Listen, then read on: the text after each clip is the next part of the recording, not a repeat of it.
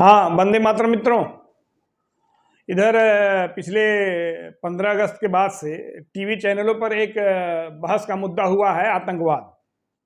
हालांकि हमारे देश में 365 दिन में लगभग 200 दिन या 250 दिन आतंकवाद पे डिबेट होती रहती है विभिन्न चैनलों पे।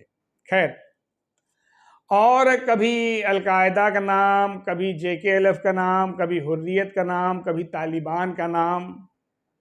देखिए, हमारा अपना मानना है कि पूरी दुनिया को अगर आतंकवाद से निपटना है तो ये संगठन के रूप में आतंकवाद को देखना बंद करना पड़ेगा।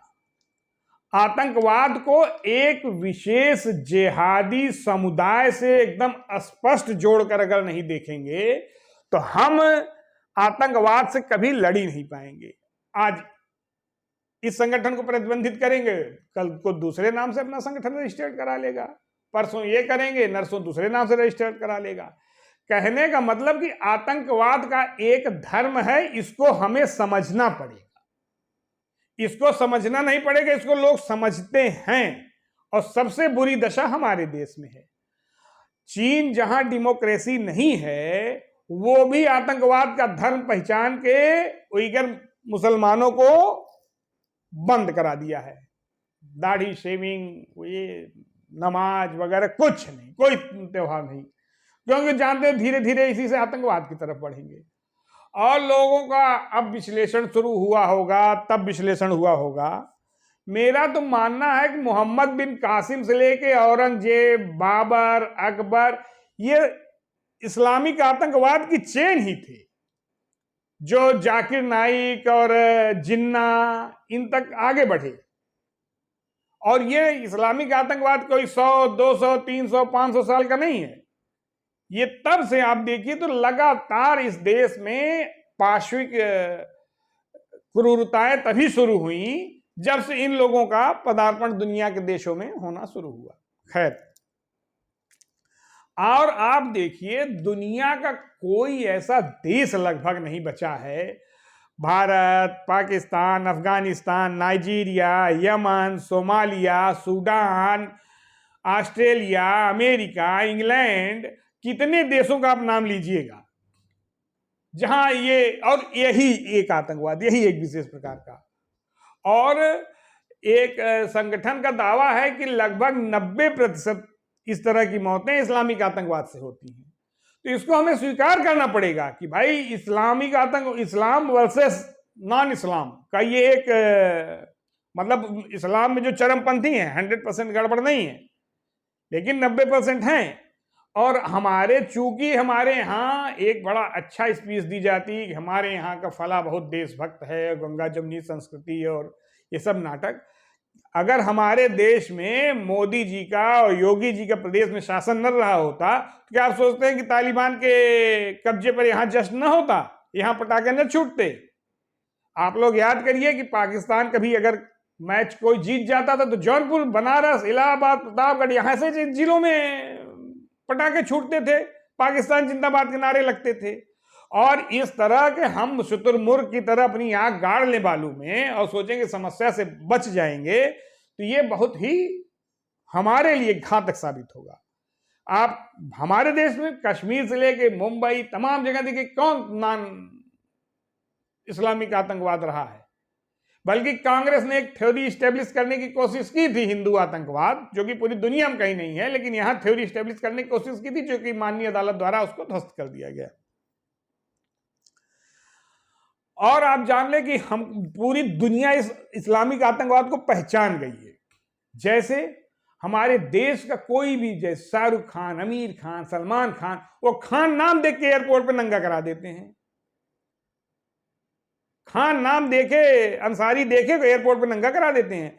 दुनिया के सारे, लगभग सारे देशों ने सरनेम देखकर वीजा देना लगभग बंद कर दिया है। बहुत हाई फाई पॉलिटिकल पैरवी होती है, जिम्मेदारी वो देश लेता है तब वीजा देते हैं इनको। दुनिया में सारी दुनिया इनके हर संगठनों पर निगरानी रखी है या तो प्रतिबंध लगा दी है। लेकिन हमारे देश में सपा बसपा ऐसे जैसे क्षेत्रीय दल, कांग्रेस, जो एकदम इस पे अभी आंख पे पट्टी बांध के बैठे हुए हैं और देख सब रहे हैं, जान सब रहे हैं। सिर्फ वोट बैंक की लालच एक ऐसी है कि जो इनको ये स्वीकार पब्लिकली करने नहीं देती है। और जो कि हमारे देश के लिए बहुत घातक है। आजम खां हो, ओवैसी हो, ये राजनीति में आ गए हैं, लेकिन हैं ये उसी मानसिकता के। ये जब ज्यादा होंगे, इनका अनुपात बढ़ेगा, तो ये उसी तरह की क्रूर घटनाएं करेंगे। तो मेरा निवेदन है कि कम से कम आतंकवाद के मुद्दे पे हमारे देश को एक होना चाहिए। हमारे पूर्व राष्ट्रपति अब्दुल कलाम तक की सरनेम के नाते चेकिंग हो गई, उनके जैसे भले व्यक्ति की। एयरपोर्ट पे उनके जूते तक उतरवा लिए गए और लिखा हुआ था नाम के आगे एक्स प्रेसिडेंट, उसके बाद भी एयरपोर्ट पे जूते तक उतरवा लिए गए सरनेम देखकर। और हमारे यहाँ गंगा जमनी संस्कृति, भाईचारा और यही सब नाटक चलता रहता है और जानबूझ के आतंकवाद को अवॉइड किया जाता है। आपको कोई ऐसा देश नहीं मिलेगा जो आतंकवाद के नाम पे चौकन्ना न हो गया। और आप जान लें, ये कुछ देश भले आतंकवाद की घटनाओं में न शामिल हों, लेकिन वो परोक्ष अपरोक्ष रूप से उसमें शामिल रहते हैं, ये जान लें। इंडोनेशिया सबसे शांत राष्ट्र है इस्लामिक, लेकिन उसने भी जाकिर नाइक को अपने यहां पनाह दी हुई है, क्योंकि जाकिर नाइक इस देश का गद्दार है, उसके अंदर इस्लामिक आतंकवाद की प्रवृत्ति है। तो जब तक हम इसको स्वीकार नहीं करेंगे, और इसको स्वीकार हमको नहीं पूरी दुनिया को करना पड़ेगा कि इस्लामिक वर्सेस नॉन इस्लामिक वार चल रहा है ये, और इससे हमको लड़ना पड़ेगा, सावधान नहीं रहना पड़ेगा। सावधान तो जो रहना पड़ेगा, इससे लड़ना पड़ेगा। और हमारे देश का सौभाग्य है कि मोदी जी, योगी जी आ गए, वरना अब तक तो और कितने स्टेट निकल गए होते। और इसी आतंकवाद की श्रेणी में महबूबा मुफ्ती हो, चाहे अब्दुल्ला हो, ये सारे उसी श्रेणी में आते हैं। भले कानून के टर्म में, टेक्निकल टर्म में ये हाथ में AK-47 लिए हुए न पकड़े गए हों, लेकिन ये हैं सब उसी प्रवृत्ति के। तो हमारा मानना है कि पूरी दुनिया को, आप जान ले, दाऊद इब्राहिम हो, उसको शरण क्यों मिली पाकिस्तान में? क्योंकि वो मुसलमान था।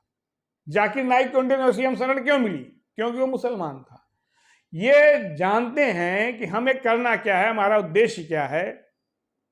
और हमें लगता है जब हमारे जैसे देश में इतनी सहूलियत मिलने के बाद आप देशभक्त नहीं हो पाए, आप कभी जिंदगी में नहीं हो पाएंगे, दुनिया के किसी देश में नहीं हो पाएंगे। अमेरिका में इतनी सहूलतें शुरू में मिली, मतलब कि आप जान लें कि तमाम देशों में इनके खिलाड़ी हों, चाहे एक्टर हों, चाहे पत्रकार हों, चाहे राजनीतिक व्यक्ति हों, ये कहीं न कहीं उस विचारधारा से जुड़े हुए।